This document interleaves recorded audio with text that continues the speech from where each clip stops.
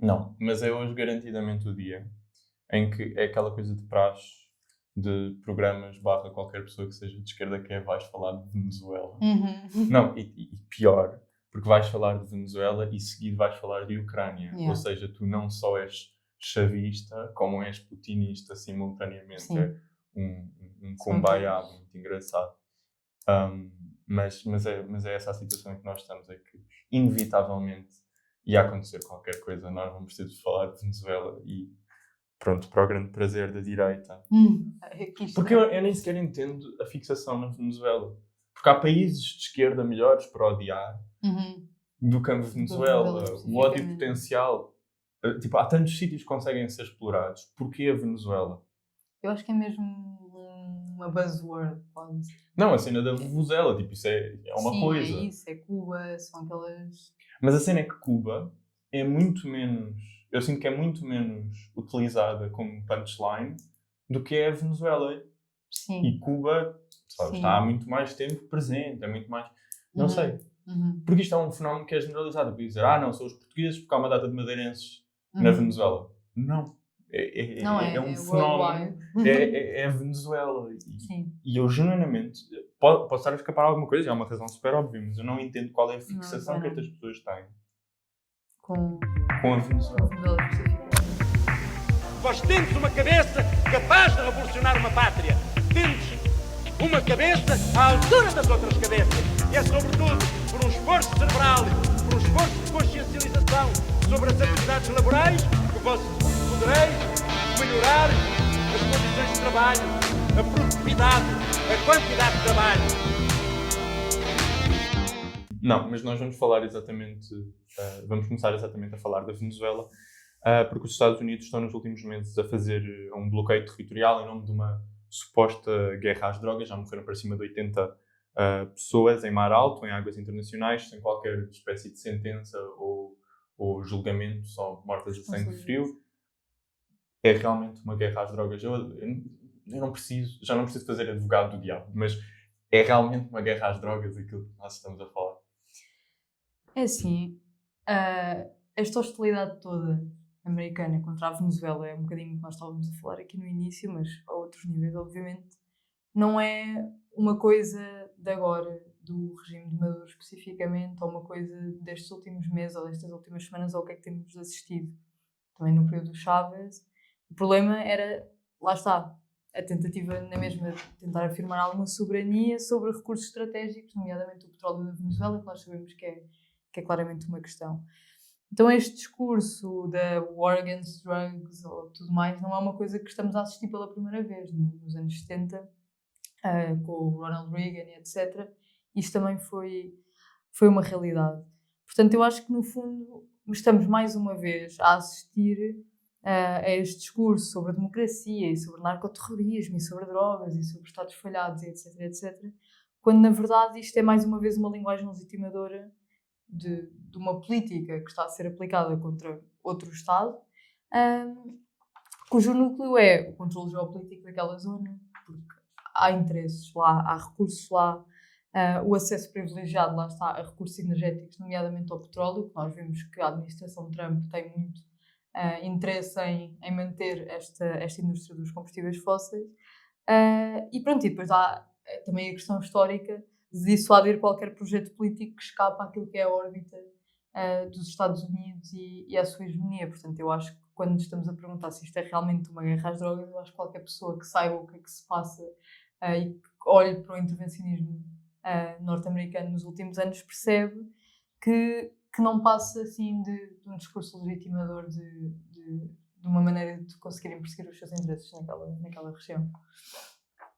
Eu acho que é aquela coisa, nós felizmente temos, ou felizmente ou infelizmente, temos um presidente americano pela primeira vez na história, ou pela primeira vez na história, na extensão que o Donald Trump tem, de não ter superego e dizer, como diziam os americanos, a quiet part out loud, dizerem a parte que é suposto dizer baixinho, mais alto, porque o pensamento intrusivo. Não, são os pensamentos intrusivos em ação, que é isto. Não digas, não penses no elefante branco. E o que é que o senhor diz? Elefante branco, elefante branco, elefante branco. porque aquilo que nós estamos a ver não tem absolutamente nada a ver com drogas. Este suposto cartel de Los Soles, este narco que supostamente tenta enquadrar a Venezuela como um narco-estado, em que o Maduro controla este grupo de traficantes de drogas que estão a tentar inundar os Estados Unidos, uma espécie de infiltração por dominação através das drogas. É que quase que me faz lembrar o plot de um filme do 007, daqueles mais mesmo bem racistas, acho que do tempo do Roger Moore, nos anos 70, que é o Live and Let Die, tem música do Paul McCartney, e que o plot era um haitiano que estava a tentar dominar o mundo porque os ia agarrar todos a heroína. E a sensação que nós temos é que, pronto, é pouco inventivo. E realmente este senhor não tem superego e diz a parte alta, a parte baixa, em alta voz. Tipo, eu tenho a frase aqui: They took our oil and we want it back. Our oil. Eles tiraram o nosso petróleo e tiraram-nos o petróleo e nós queremos o petróleo de volta. E a questão aqui é tão simples como essa. A Venezuela tem uma das maiores reservas de petróleo do mundo. Acho que a maior reserva de petróleo do mundo. Se não estou enganado, são 18% do petróleo neste momento que existe na Terra, ou do crudo, está na Venezuela. E a Venezuela, como sabemos, na Revolução Bolivariana, em 2007, nacionalizou todo o petróleo. E mandou para fora uma data de empresas americanas, como a Chevron, como a ExxonMobil, foram todas embora nacionalizar o petróleo. Esta é uma tentativa direta de reaver esse petróleo pela força das armas, e podem tentar enquadrá-lo como uma espécie de guerra às drogas. Mas a verdade é que os Estados Unidos não estão minimamente preocupados com uma guerra às drogas. E a questão de pegar especificamente na questão da guerra às drogas é muito engraçado, porque tanto agora como no passado, como estava a dizer, quando já tivemos este tipo de desculpa para poder agir sobre especialmente os países da América Latina, o que nós vimos é que isto nunca resultou, porque os Estados Unidos continuam a ter um problema gravíssimo com drogas, e é um facto, e já tem há bastante tempo, e não foi por ter havido uma guerra às drogas nos anos 70 que isso foi melhorado. Não há nenhuma política interna nos Estados Unidos que vise, de facto, combater o problema de drogas que lá existem. Portanto, isto não passa mesmo de um atirar areia para os olhos e de uma maneira de legitimar precisamente isso. Aliás, isto depois acaba por ter exatamente aquele efeito quase duplo de eu estou a fazer esta guerra às drogas contra um Estado, portanto este Estado só se vai querer defender e militarizar ainda mais porque eu estou de facto a intervir e a atacar este Estado, e agora o facto de ele estar a militarizar só me dá mais razões para eu continuar a combater este Estado narcoterrorista. Portanto, eu acho que é mesmo claro o que é que nós estamos aqui perante. E também acho que é importante reforçar, e eu também já disse um bocadinho isso, que isto é um padrão histórico, é um padrão consistente do intervencionismo dos Estados Unidos na Guatemala, no Chile, na Venezuela, seja onde for, e war on drugs, pois, tipo, não necessariamente nestes sítios, mas war on terrorism no Médio Oriente, que também são países com reservas de petróleo e com recursos energéticos importantes.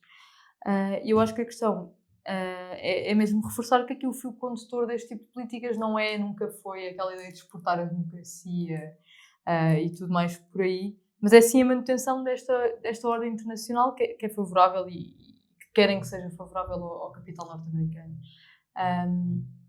E eu tinha um ponto que tinha a ver com alguma coisa que tu disseste que eu não sei o que é que eu ia dizer. Mas eu pego no que tu disseste. E eu acho que o enquadramento que nós podemos fazer da guerra às drogas não é um enquadramento normal ou clássico da guerra às drogas no sentido doméstico.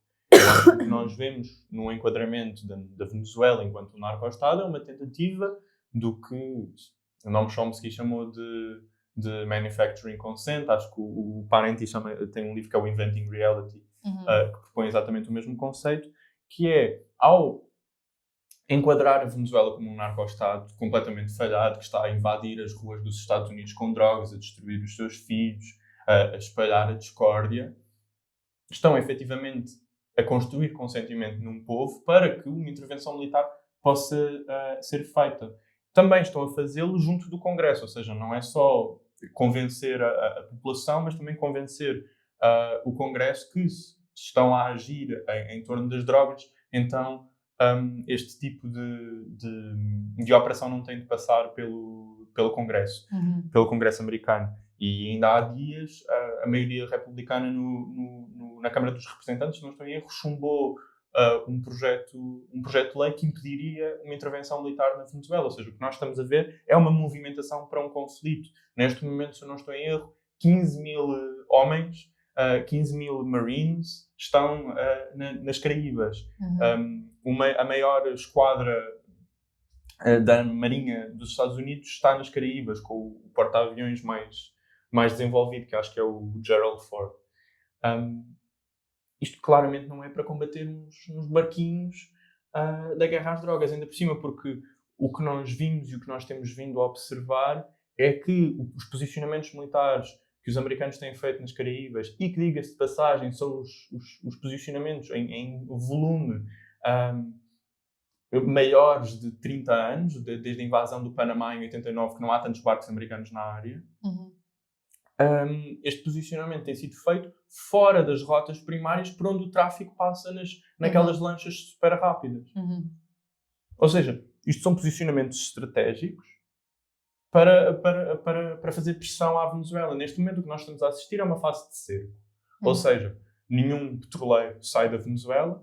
A Venezuela tem uma economia neste momento que é maioritariamente orientada para a exportação de petróleo e de recursos naturais. Logo, a sua maior fonte de rendimento é o petróleo. Não deixando nenhum petroleiro passar. Ainda há dias houve um petroleiro que estava a ir para Cuba que foi impedido. Há petroleiros, super petroleiros que estão a ir em direção à Venezuela, que estão a desistir e a voltar para trás. Depois, por exemplo, há um químico que os russos vendem aos venezuelanos que serve para transformar o crudo em petróleo, porque acho que o crudo venezuelano é muito espesso e necessita desse químico para fazer a transformação para depois ser utilizado, e essa passagem também está a ser proibida. Isto é uma tentativa de estrafegar a economia venezuelana e fazer o caos na rua. Depois, isto evidentemente que o que vai causar são fomes, são falta de alimentos, falta de suprimentos, não só porque a capacidade económica do país está comprometida, como os seus transportes e o seu abastecimento de recursos, como por exemplo alimentos, está comprometido por este bloqueio estadunidense. Agora, também é muito engraçado pensar quem é que são os únicos petroleiros que estão a furar o bloqueio. Quais é que são os únicos petroleiros que estão a passar da Venezuela para o resto do mundo? São os petroleiros da Chevron, que ainda têm só me lembro do nome em inglês, uma minority stake, uma ação minoritária, não sei como é que se chama, do petróleo na Venezuela. Ou seja, isto é muito claro. O primeiro secretário de Estado de Trump no governo em 2016 tinha sido um CEO, um administrador da ExxonMobil. E estas coisas são tão patentemente óbvias que nem sequer precisamos de estar aqui a fazer grandes desenhos sobre o que é que está ou não está a acontecer, porque é tão simples como isto. É quase como aquele meme que é muitas vezes aplicado ao Médio Oriente da águia a cheirar o petróleo e ir a correr para invadir o território, porque literalmente isto que está a acontecer. Sim, isto também parte muito daquela questão que, para os Estados Unidos, um país querer ter as suas indústrias, nomeadamente petróleo, nacionalizadas, é quase como se fosse um crime ou uma ofensa direta contra eles, porque há mesmo um sentimento de posse absoluta sobre tudo. Eles são os donos do mundo, então aquele petróleo diz-lhes respeito a eles, como o Trump disse, our oil. Quando, numa perspectiva geográfica e geopolítica, não é their oil, é petróleo da Venezuela, mas desde sempre que este tipo de políticas de nacionalizações de indústrias,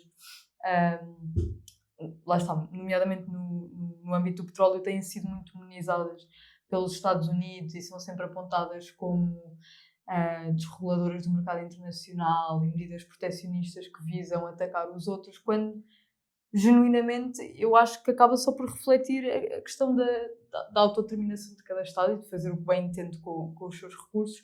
E a pergunta que eu deixo também aqui é onde é que está o direito internacional mais uma vez quando falamos dos Estados Unidos, porque estão a ser violados os princípios de autodeterminação, estão a ser violados os princípios de não ingerência, estão pessoas, como tu disseste, a ser mortas em águas internacionais. Enquanto tu roubas um petroleiro, é tipificado como pirataria, Lá literalmente. crimes de pirataria. A diferença entre seres um pirata na Somália e um marine dos Estados Unidos a interceptar um petroleiro é zero à luz do direito internacional. Sim, portanto, eu acho que mais uma vez estamos perante esse... Eu já nem consigo entender se isto é os Estados Unidos a contornarem o direito internacional ou se é simplesmente o direito internacional a marimbar-se para o que é que seja que os Estados Unidos façam. Porque se nós se calhar invertêssemos a situação e fosse Maduro que andava a bombardear lanchas americanas em águas internacionais, eu acho que nós estávamos outra vez num cenário quase crise dos mísseis de Cuba, de vai haver guerra, o mundo vai acabar amanhã. E quando o oposto acontece, o que nós vemos é uma impunidade absoluta dos Estados Unidos. E depois há outra coisa que é muito importante dizer e que me tem enervado muito nos últimos tempos, desde que o Trump foi eleito, mas também quando o Trump tinha sido eleito da primeira vez, que é como se todos os males dos Estados Unidos começassem e terminassem na administração Trump. Sim. Ou seja, o problema dos Estados Unidos, o não cumprir o direito internacional, que também é relevante dizer que eles próprios impuseram, o fazer o que muito bem se apetece, impor sanções unilaterais, fazer golpes de Estado em governos, financiar operações extrajudiciais, milícias, não é uma política exclusiva do governo Trump. E relativamente à Venezuela... do Partido Republicano. Sim. Não, e relativamente à Venezuela, desde a Revolução Bolivariana nós tivemos 4 presidentes a ocupar a Casa Branca. George Bush, depois o Obama, depois o Joe Biden e o Trump intercalando. Todos estes prosseguiram uma política de sanções unilaterais que é ilegal à luz do direito internacional. A escassez que estava a acontecer, a fome que estava a acontecer na Venezuela e tem acontecido nos últimos anos, não foi por causa de um mismanagement do governo venezuelano. Foi por causa de sanções que impediam que o que era necessário entrasse e que a economia da Venezuela, muito dependente do petróleo, conseguisse sustentar o seu povo. O que nós estamos a ver é os Estados Unidos a sequestrarem o futuro de um povo e depois a culparem esse mesmo povo pelos seus próprios males, porque a falência supostamente está no governo da Venezuela e não nos Estados Unidos que lhes amputaram os braços. É a mesma coisa que cortar os pés às pessoas e depois dizer porque é que não corres. Anda. É claro que não corres. Claro. Mas realmente está a haver um bloqueio sem precedentes no sentido de uma intervenção direta neste momento. Isso é preciso reconhecer. Acho que não é normal, mas um bloqueio do espaço aéreo de outro país soberano não é algo que está... Não é algo que é previsível em uma carta de direito internacional, não é uma prática comum bloquear o espaço aéreo de outro país, mas isso neste momento aconteceu. A CIA foi autorizada para fazer operações extrajudiciais dentro do território venezuelano. Isto seria o equivalente a termos os GOI em Washington, D.C. A raptar congressistas. Só para que isto faça sentido. E depois, outra coisa que também é muito relevante, é a militarização de Porto Rico. Essa democracia estadunidense que mantém territórios que não têm direito ao voto ou qualquer espécie de representação e são subjugados à sua lei. Porto Rico, que já serviu, um porta-aviões, que já serviu de base para múltiplas invasões militares. A República Dominicana em 65, Granada em 83, Panamá em 89. Foram tudo operações que foram realizadas a partir de Porto Rico. E Porto Rico tem sofrido imenso com a presença militar. Não só porque as bases dessecam o seu território, como tem um efeito de terrorismo ecológico profundo. Nós temos pessoas que até hoje têm filhos com cancro a morrerem porque foram feitos uma data de exercícios militares com bombas em território de Porto Rico sem o seu povo ser perguntado se isso era algo que eles estavam interessados. Qual é que é a democracia aqui? Qual é que é a autoridade moral para impor à Venezuela qualquer espécie de regime? Se é este o Estado norte-americano que nós estamos a discutir. O Estado norte-americano que tem uma colónia nas Caraíbas, que faz crianças morrer com cancro, com os seus exercícios de bombas, e que de novo está a repetir exatamente o mesmo comportamento que fez ao longo do século XX ao rearmar Porto Rico e reabrir as suas bases militares que estavam a começar a ser desativadas. Sim. Eu acho que, recuperando aqui um ponto que tu tocaste, quando estavas a falar na questão de estamos de facto perante um bloqueio e que, à luz do direito internacional, não é uma prática comum, não é uma prática sequer permitida.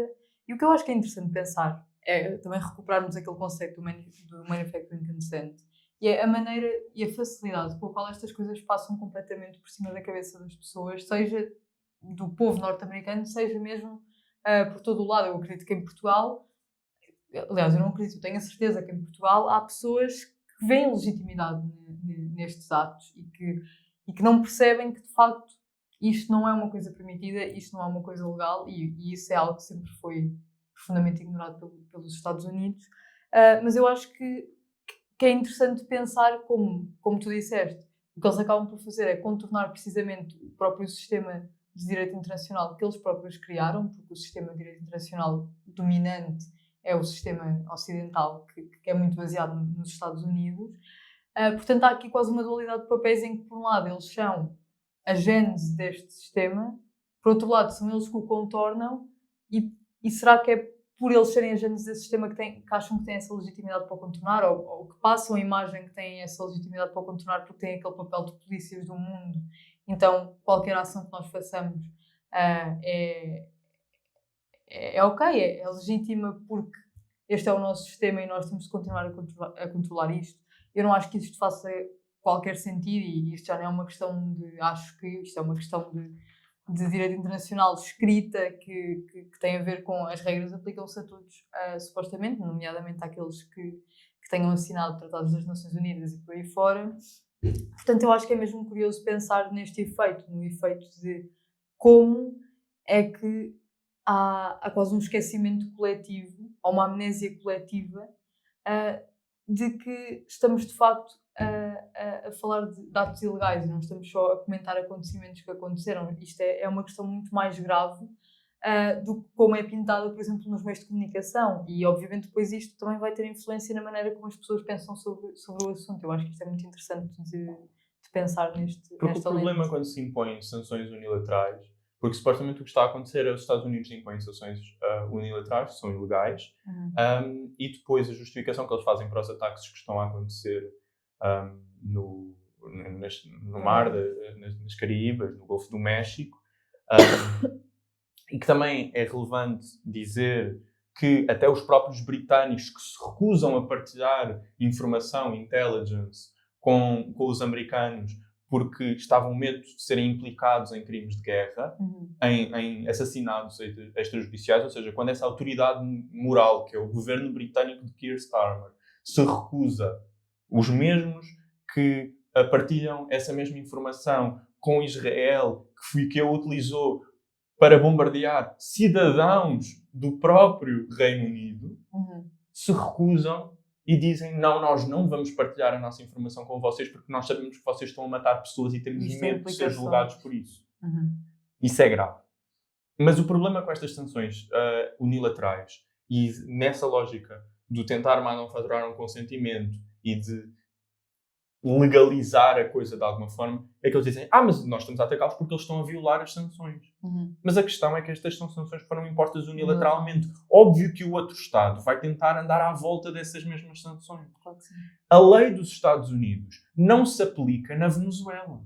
A lei dos Estados Unidos não se aplica no direito internacional. Aplica-se nos Estados A Unidos. lei doméstica aplica-se domesticamente. Esta justificação de que supostamente nós podemos impor a nossa lei doméstica nos outros países e julgá-los consoante a nossa própria lei, ignorando a sua soberania, a sua Constituição e o próprio direito internacional, é em si completamente absurda. E isto é profundamente ofensivo e profundamente ridículo, porque nós vemos jornalistas, inclusive em televisão portuguesa, a justificar estas intervenções com esse mesmo argumento, que depois tem a complexidade jurídica de uma ostra.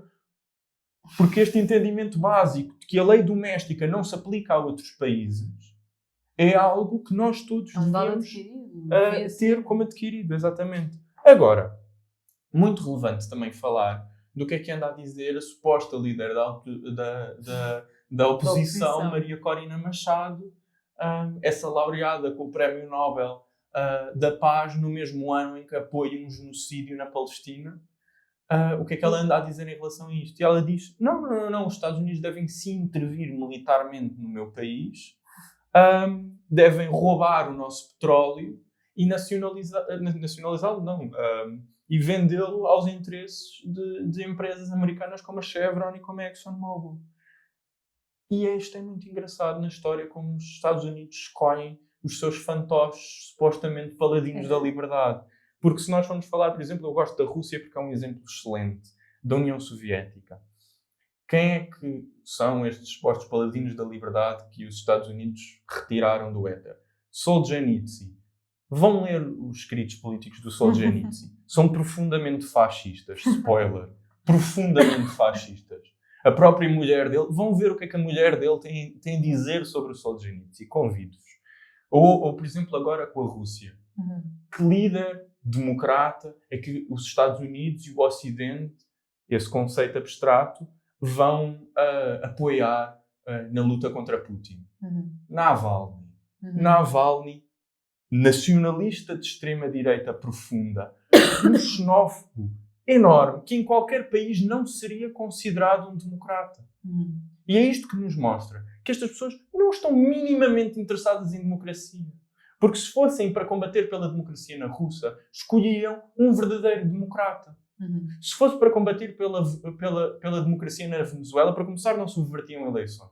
Não falsificavam resultados. E depois, não escolhiam, não apoiavam candidatos golpistas como Guaidó ou como Maria Corina Machado, que é uma fundamentalista católica, filha dos interesses do petróleo. Literalmente, a família dela é filha dos interesses do petróleo, de extrema-direita, que em qualquer outro país seria equiparado ao Chega. Mas como está na Venezuela, que é um país estrangeiro, de repente é esta força de democracia. Em que país é que nós vivemos? Não, eu acho mesmo que isso é interessante. Aliás, nós tivemos uma conversa sobre isto há umas semanas, eu acho, que é precisamente o que estavas a dizer, é este fenómeno de handpick mesmo, figuras que supostamente são estes pilares da democracia e depois, digamos, também aproveitar-se de qualquer que seja a sua condição. Por exemplo, no caso da oposição na Venezuela, como é uma mulher, vamos também puxar um bocadinho por aí para legitimar mais esta decisão que estamos a fazer, quando no fundo não passam mesmo de fantoches completos, que no fundo não servem os interesses do seu próprio país, como supostamente dizem fazer, mas servem sim os interesses dos Estados Unidos, neste caso específico. Então é mesmo óbvio. E eu acho que há que ter cuidado. Por exemplo, na altura que foi atribuído o Prémio Nobel da Paz, nós olhávamos para as notícias e parecia que tínhamos... Eu não sei, parecia que o Martin Luther King tinha renascido. As pessoas prezam estas figuras de uma maneira completamente absurda e eu acho mesmo que até vem de um completo desconhecimento de qual é que é o background destas pessoas, quem é que são estas pessoas, como é que estas pessoas se posicionam, porque sai esse conhecimento e ao mesmo tempo essas pessoas são prezadas, então é o que tu estavas a dizer. Então acho que não estamos mesmo interessados em princípios democráticos, nem em qualquer princípio que seja humano, porque é importante voltar a frisar isso. Esta senhora apoia o genocídio que está a acontecer na Palestina. Esta senhora não tem qualquer linha orientadora moral que seja digna de um Prémio Nobel da Paz no seu conceito base, no que é que ele deveria ser. Sim. Tendo em conta que Kissinger também é um laureado, a barra não está muito alta. Eu não confio muito nos suecos, mas a questão não deixa de ser profundamente ridícula.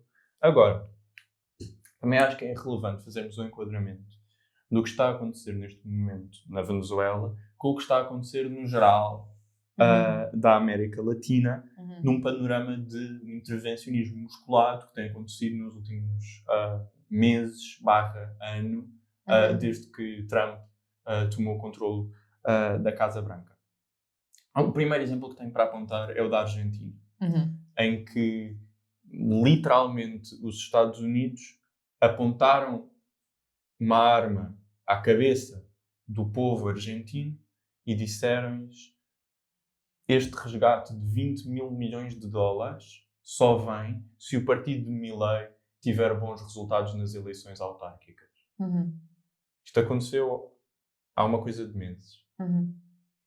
O que também é muito engraçado pensar que um regime liberal, deste liberalismo que a Iniciativa Liberal adora, do Milei, anarco-liberal, anarco-capitalista, só funciona num Estado subsídio-dependente que tem de sequestrar a vontade política da sua própria população e ir contra a sua própria vontade para ser implementado. Ou seja, esta liberdade, esta democracia, não sei onde é que está. Não invisível, bastante presente.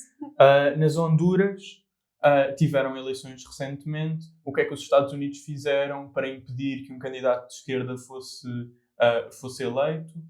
Libertaram o ex-presidente Hernández, que estava numa prisão nos Estados Unidos a servir uma pena de 45 anos por traficar 40 toneladas de cocaína em contacto direto com El Chapo Guzmán. Presumo que o tráfico de drogas, neste caso, já não seja uma preocupação relevante para os Estados Unidos.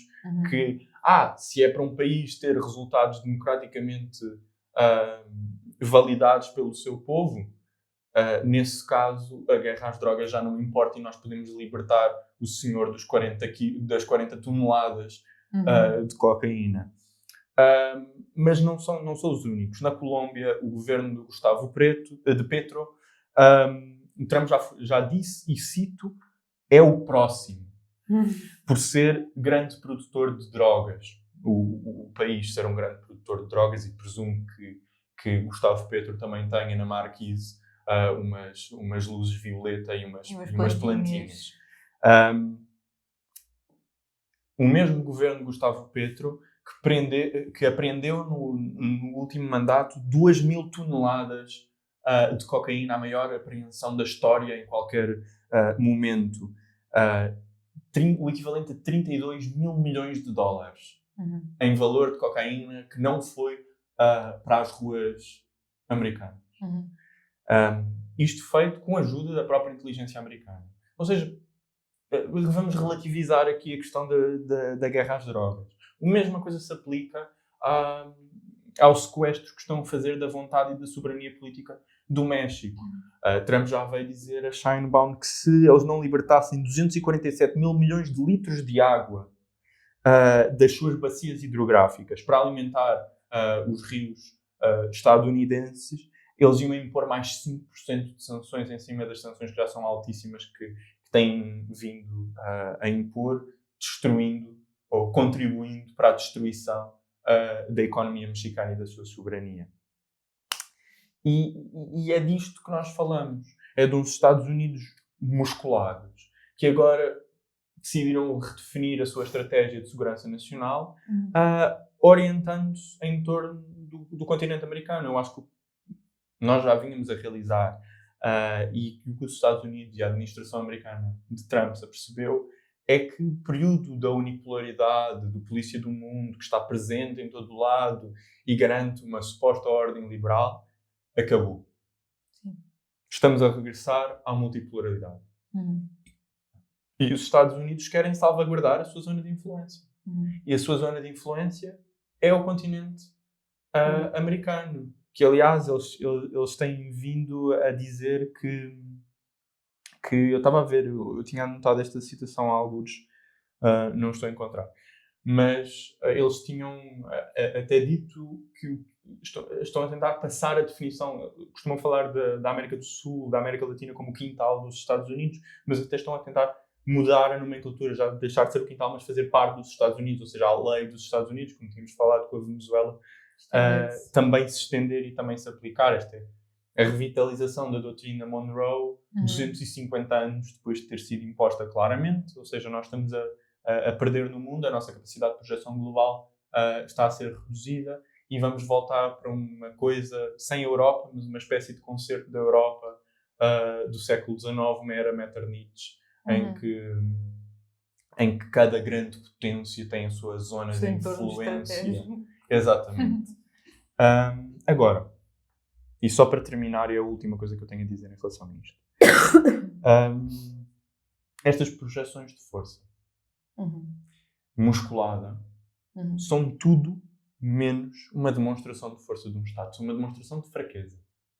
Porque um Estado que deixou de conseguir, como os Estados Unidos, através da sua hegemonia cultural e da hegemonia das ideias liberais, impor a sua vontade sem ter de mostrar o barril de uma arma, é um Estado que está profundamente enfraquecido. O Estado americano deixou de conseguir impor a sua unilateralmente sem apresentar uma arma. Só através do poder do consenso político que tinha criado. E agora tem de fazer o que faz na Venezuela. Assassinatos extrajudiciais, bloquear o território, mover porta-aviões. Isto é sinónimo de um império em decadência, que não é capaz de impor a sua através do consenso e por isso tem de fazê-lo através da força. Isto é o final, é o declínio do Império Americano, cada vez mais fragilizado, cada vez mais violento, esperneando para impor a sua. No fundo está a perder um dos seus atributos que sempre foram mais importantes até agora, que é a questão do soft power, é a questão toda a influência americana que sempre existiu, está completamente em decadência, é discutível por escolhas do próprio governo americano. Acho que também houve um bocadinho um desfazamento desta ordem quase consciente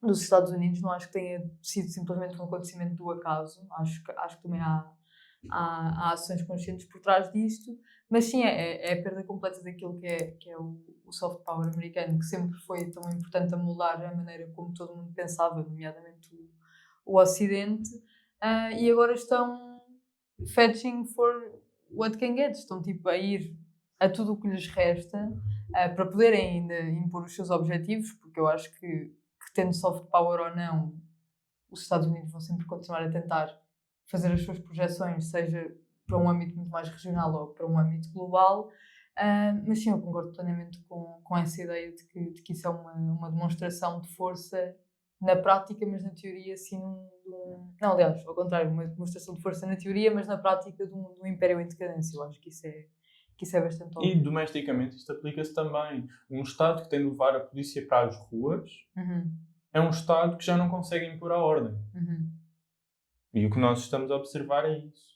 A militarização da polícia, num sentido geral, no Ocidente, mas nos Estados Unidos, e o que estão a fazer com o ICE, por exemplo, é uma demonstração de fraqueza, não é uma demonstração de força. Sim. A presença da polícia implica que a ordem já não consegue ser imposta só pela ideia do poder do Estado. Da falha do contrato social. Sim. Agora, vamos falar da guerra da Ucrânia, também conhecida como a guerra que começou há 3 anos, mas vem acontecendo há 11. Houve um plano de paz. Primeiro tinha 28 pontos, depois tem 20 ou 19, eu ainda não entendi bem. Estamos prestes a chegar ao fim, de novo advogado do diabo. Estamos a chegar, não sei porque é que eu me presto a estes papéis, estamos a chegar ao fim do conflito na Ucrânia ou não?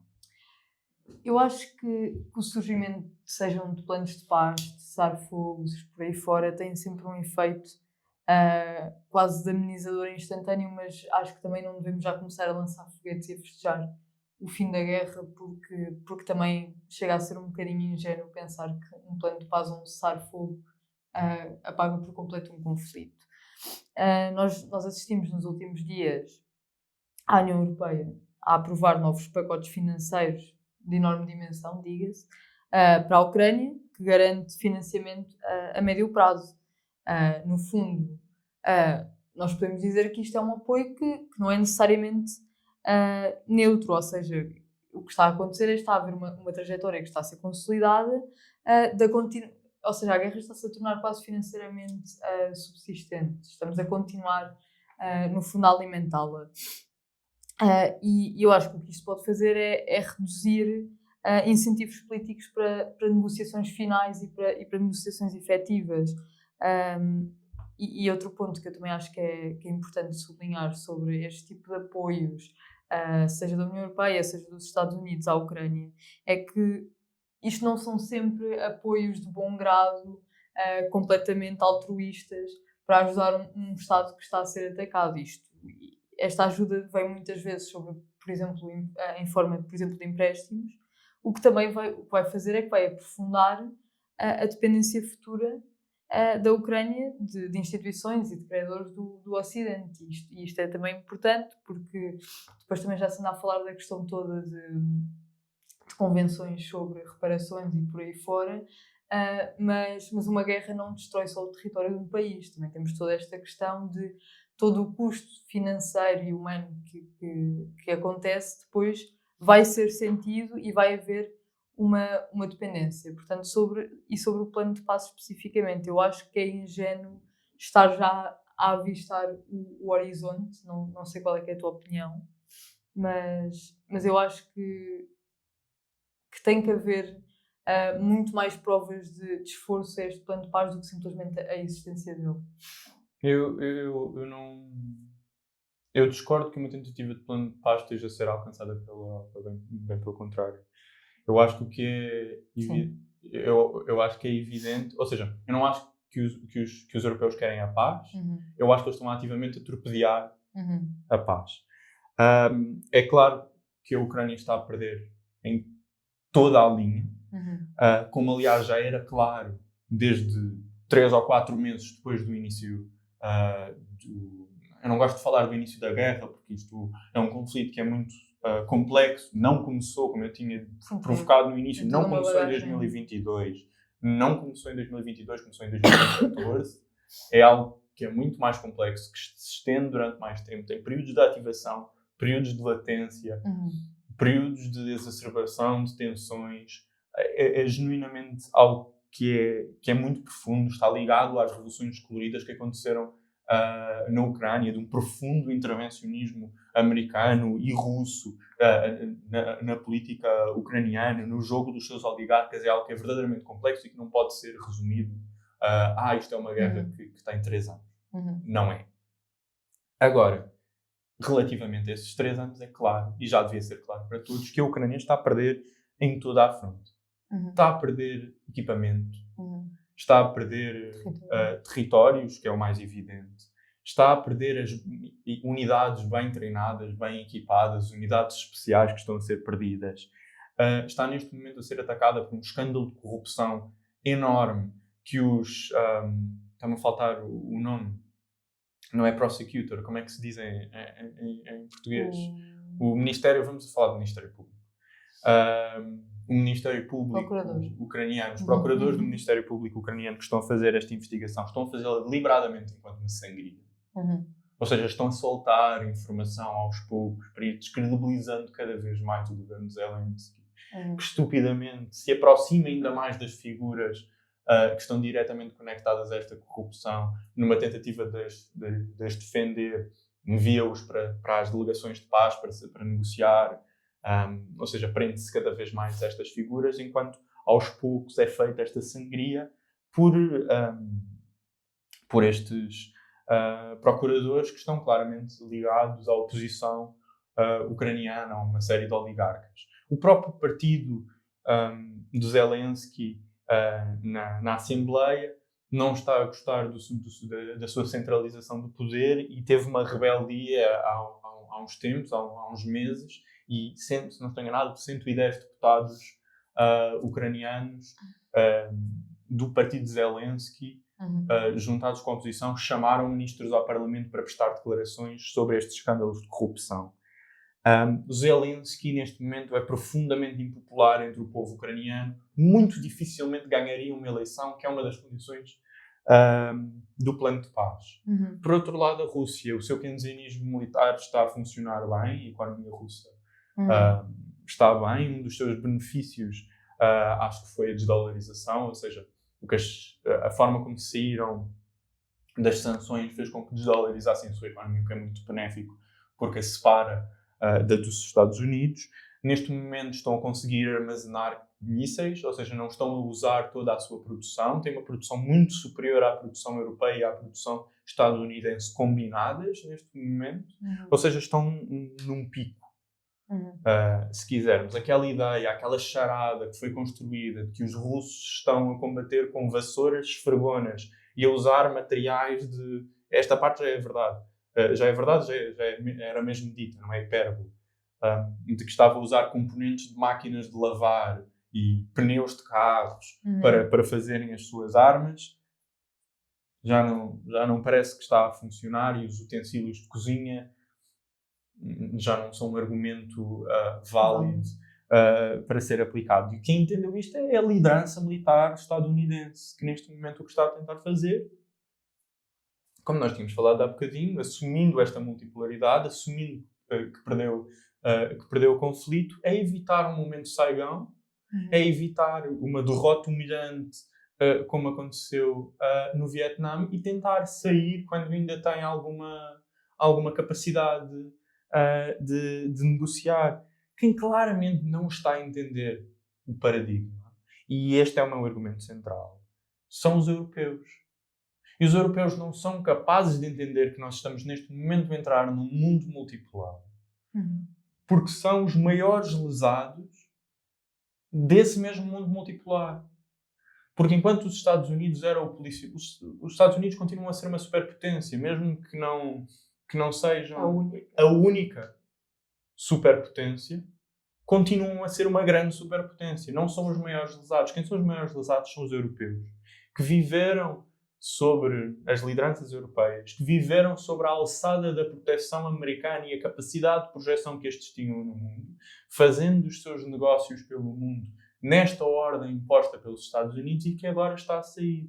Quem são os mais prejudicados? São os europeus, que têm de reorganizar a sua arquitetura de defesa, a sua capacidade de projeção no mundo, os seus acordos comerciais e de negócios, porque neste momento não têm a vantagem de ter os Estados, a ordem imposta pelos Estados Unidos do seu lado. E é por isso, nós perguntamos porque é que os líderes europeus estão constantemente a submeter-se às maiores humilhações possíveis face aos Estados Unidos, quando supostamente não tinham de o fazer. Estes submetem-se a estas humilhações, ao dinheiro de proteção, pagando, ok, a NATO já não são 2%, 3,5%, ok, 3,5% já não são 3,5%, 5%, olha, toma tudo, olha, tenho aqui a carteira, toma o número do meu cartão de crédito. Porquê? Porquê? Porque são quem tem tudo a perder. E sabem que se perderem o conflito, perdem tudo. E é assim que a Europa, neste momento, é o maior ator a torpedear qualquer chance de paz, diga-se de passagem também por cima dos cadáveres de milhares de ucranianos. Ou seja, esta ideia que foi construída de que o que é bom é continuar a guerra porque a Ucrânia tem de ganhar os seus territórios vitais, é uma miragem que não vai acontecer. Isto é uma tentativa de manter um ar de hegemonia, é um desespero. E a alternativa que foi encontrada quando a Bélgica e a Hungria se recusaram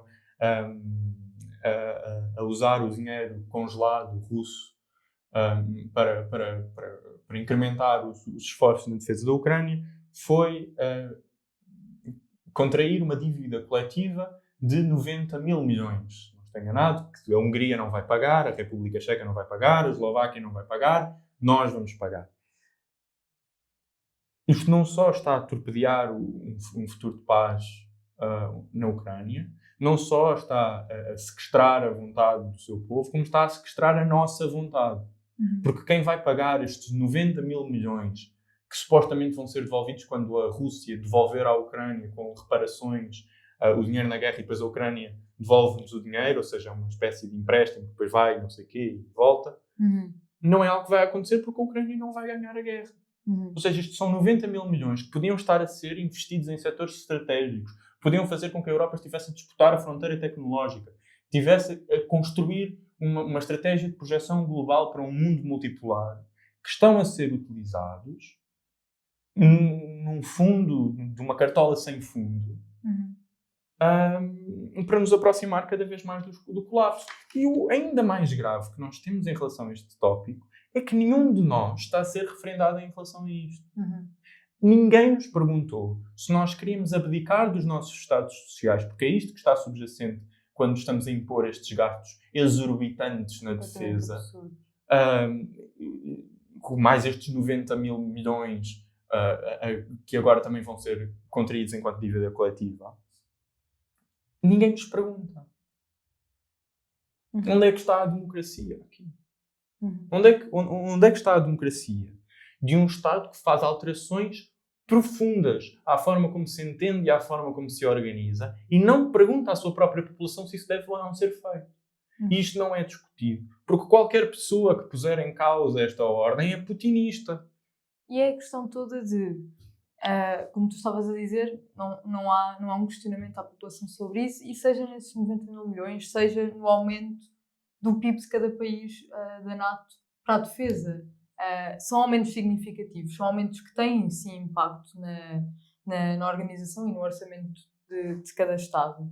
E a partir do momento em que isso está a acontecer, para além de estarmos a desviar fundos, como tu estavas a dizer, podiam estar em setores estratégicos, podiam estar a ser investidos no Estado Social, estão a ser investidos numa lógica de nos militarizarmos e tudo mais, e qualquer pessoa que ache que se calhar esse não é o caminho, é putinista ou não está a ver que o fim do mundo se aproxima e que nós temos todos que nos defender e que nos armar até aos dentes, porque isto vai ser uma luta de cada um por si.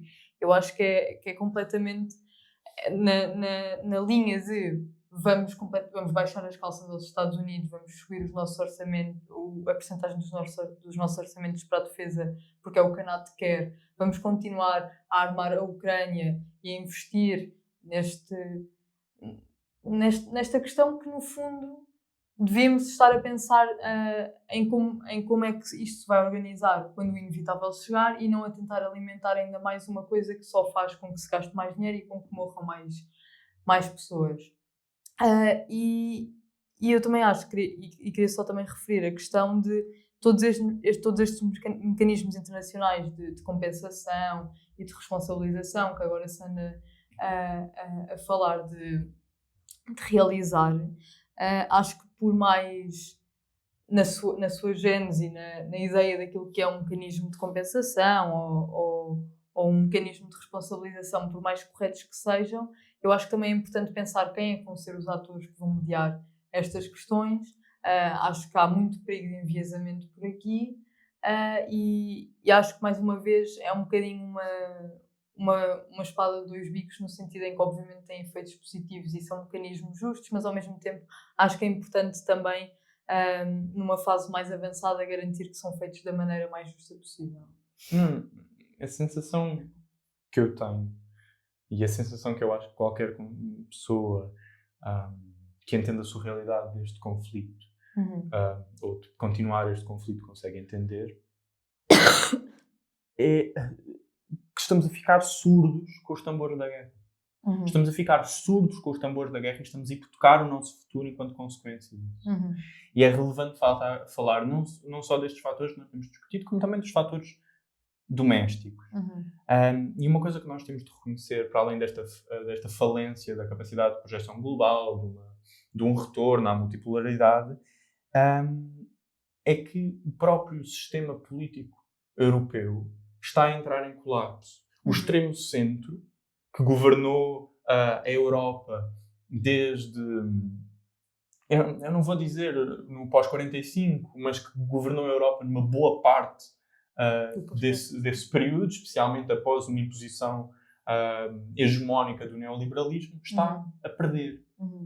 Está a perder porque não é capaz de apresentar aos seus cidadãos um projeto que lhes dê esperança, que lhes dê vida. Ou seja, ao retirar tudo, retira também qualquer apoio político que estas pessoas possam ter, que ficam completamente desamparadas. É uma falência política doméstica em cada um dos países da União Europeia que depois se somam. É por isso que temos o crescimento da extrema-direita, porque é inevitável, com o modelo económico neoliberal de desregulação, que isto fosse uma coisa que fosse acontecer. E a tentativa deste extremo centro é atirar-nos a areia para os olhos, é deixar-nos surdos com os tambores da guerra, fazer-nos esquecer esta desunião e manter o poder, manter o controlo através da ideia de que todos nós nos temos de unir, temos de ignorar qualquer cenário que está a acontecer na nossa política nacional, temos de ignorar a incapacidade, falta de vontade de entregar às pessoas para nos juntarmos, para combatermos um inimigo estrangeiro, como o Macron chama o ogre, que é Putin. A Rússia tem 140 milhões de habitantes. A Europa tem 500. A Europa tem 27 estados. O GDP, o Gross Domestic Product da Rússia, é o equivalente ao da Espanha. É o equivalente ao de Itália. Que inimigo é este? Que tem 1/5 da nossa população e uma parte ínfima do nosso orçamento e capacidade económica coletiva.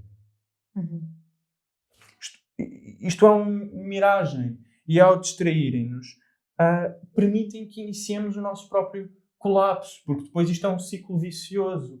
Retirar o dinheiro do Estado Social, que já está completamente falido pela desregulação neoliberal, para o meter na guerra, é fazer com que esse Estado Social desapareça cada vez mais. As pessoas fiquem cada vez mais desamparadas. Profundamente desigualdade. As pessoas fiquem cada vez mais desamparadas. O Estado fica cada vez mais difícil de inovar. Essa palavra que a direita gosta tanto. De disputar a fronteira tecnológica, de criar alternativas económicas, de resolver problemas sociais. E colapsa sobre si mesmo. E, entretanto, caminhamos todos para uma guerra. Para evitar que estes políticos do extremo centro percam o controle do poder, porque estão indisponíveis a abdicar destas políticas que servem uns poucos em função de toda a sociedade que permita que estes poucos existam. E é este o momento em que nós estamos. É este o momento em que nós estamos. Um momento de falência do sistema internacional que permitia a projeção da Europa e um modelo de falência doméstica porque estas pessoas escolheram servir uns poucos em função de servir a sua própria população. Sim. Eu acho que também é interessante, então, nós pensarmos um bocadinho, e não é estar aqui a fazer futurologia, mas pensar que sendo que estamos a pensar neste cenário em que a Ucrânia não vai ter a capacidade de vencer a guerra, o que é que isso pode implicar, então, para o resto da Europa? Ou seja, o que é que o sermos confrontados porque já estamos a assistir a esse colapso, mas a sermos confrontados com a sua solidificação, quase, no que é que isso nos colocará? Qual é que será o caminho para a Europa a partir de agora? Vai ser o fenómeno que tu acabaste de descrever, de só alimentarmos mais, retirarmos fundos do Estado Social para a defesa, para a segurança, para cairmos sobre nós mesmos? E eu acho que esse é, pensando em Portugal e nos outros países europeus, é sim o perigo. Esse é o futuro de que nos aproximamos.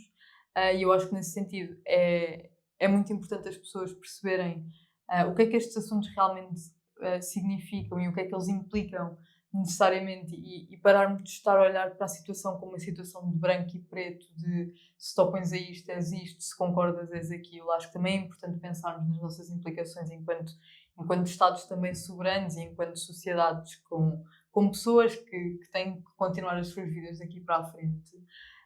Acho que nos estamos mesmo a aproximar de um momento muito perigoso, e depois acho que podemos estar aqui uma data de tempo a discutir quais é que são também os fatores que fazem com que a mente das pessoas também esteja já muito mais programada para este lado e seja muito mais fácil nós olharmos para os últimos anos e ver que a maior parte da população não se opõe necessariamente ao que tem vindo a acontecer, e estes aumentos de gasto em defesa, estes orçamentos que são feitos pela União Europeia para continuarmos a militarizar e a armar um conflito aos próprios Estados. Também podemos estar aqui a discutir quais é que são os fatores que ajudam a isso, porque é que a violência é tão fácil de legitimar na cabeça das pessoas ultimamente, que efeitos é que isso pode ter na sociedade a nível interno e a nível doméstico. Eu acho que isso também são tudo fatores que nós podemos estar aqui uma data de tempo a discutir. Não sei se vamos ter tempo para isso, mas acho que isso também são ideias interessantes. Sim, sem sombra de dúvida. Deixem-me ter o meu momento, eu condeno a mais do programa, que é, isto não tem absolutamente nada a ver com a oligarquia chauvinista da Rússia. Não tem absolutamente nada a ver com um apoio suposto da Rússia. É como tu estavas a dizer, nós aqui não somos manicaístas, não é uma questão de um lado ser bom, do outro lado ser mau. Isto não é uma avaliação moral, é uma avaliação material do que é que está a acontecer. Moralidade não está a entrar na consideração de que a Europa pode perder ou ganhar. Porque ser bom que a Europa perde, ser bom que a Europa ganha, ou mau que a Europa perca, não tem a ver com a inevitabilidade de que, continuando o caminho que está a continuar, vai perder. E isto é algo que nós temos de meter na cabeça. Uma coisa não implica a outra. E indo onde tu estavas, para terminar aqui, que estamos mesmo quase no nosso tempo. Eu tenho um tacto, espera aí. O ponto onde eu queria ir era este. O fascismo é o capitalismo em crise.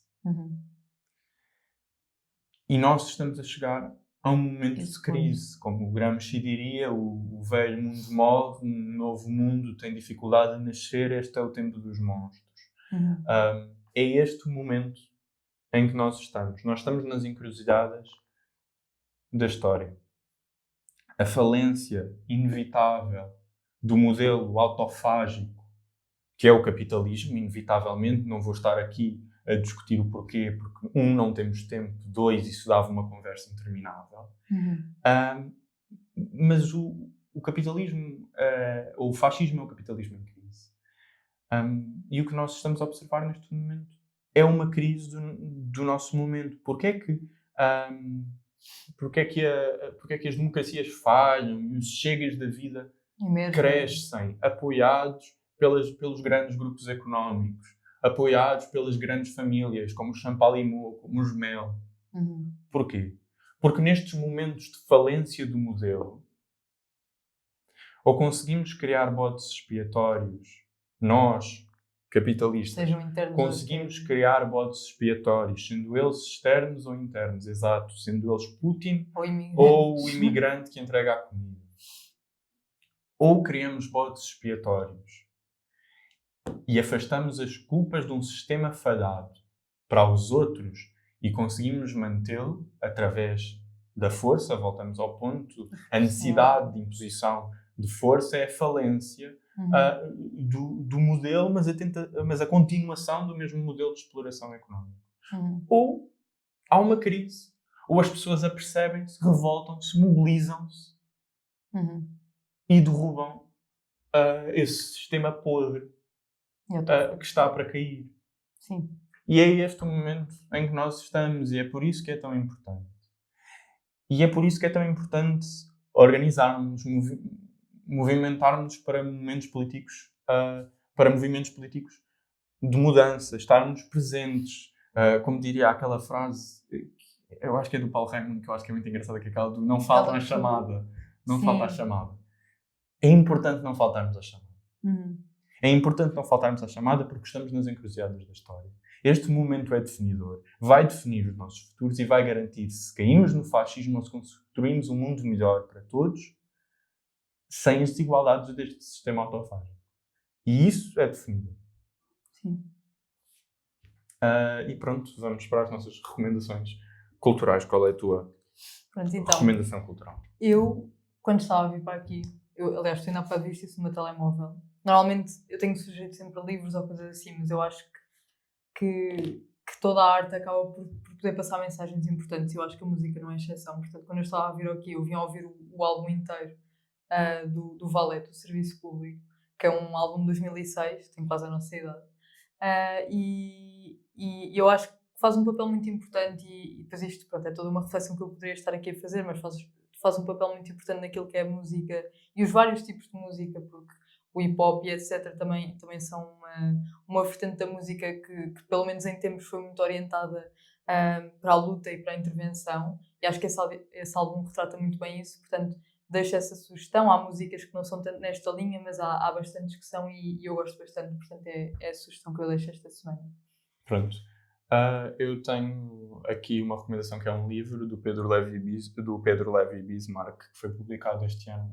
Eu não tenho certeza quando, acho que foi em outubro, talvez tenha sido antes, que é o mito de Israel, o Ocidente e a política da morte. E não é sobre Israel, é sobre o genocídio na Palestina, mas é sobre muito mais do que isso. Eu acho que é um pouco sobre nós e sobre a ideia do Ocidente também. Eu ainda não li o livro todo, só li os primeiros capítulos porque tenho tido muito pouco tempo para tudo, tenho tido muito pouco tempo para mim. Mas fiquei profundamente cativado pelas ideias que estão aqui presentes, mesmo nos primeiros 3 capítulos, que foi o que eu li. E aqui na sinopse diz: não é o humanismo que define a história do Ocidente, é o extermínio. É preciso pensar Israel tal como pensar o nazismo, a partir do mito. Mas dizer isto não chega. É preciso interpelar a funcionalidade que o mito tem na política moderna. E, no entanto, também isto é insuficiente. É preciso pensar o mito como a forma através da qual o Ocidente se revela a si mesmo. Aquilo que Gaza nos volta a recordar de forma trágica é que o genocídio não é um mero acidente da história ou a exceção irracional que prova o humanismo do regime político do capital, mas um elemento construtivo da história do Ocidente. E esta é a recomendação que eu faço. É um livro que intercala muitos estilos, é um ensaio extremamente interessante e que eu recomendo profundamente. É publicado pelas Linhas de Fuga e deve estar disponível assim em todo lado. Pronto. E de nós é tudo. Vemo-nos mesmo seguir ao Natal no dia 26, discutindo a política. Não sei exatamente o que terá acontecido até então. Espero que não uma invasão da Venezuela. Espero que um melhor futuro para a Ucrânia, embora acredite que isso neste momento seja improvável e é assim que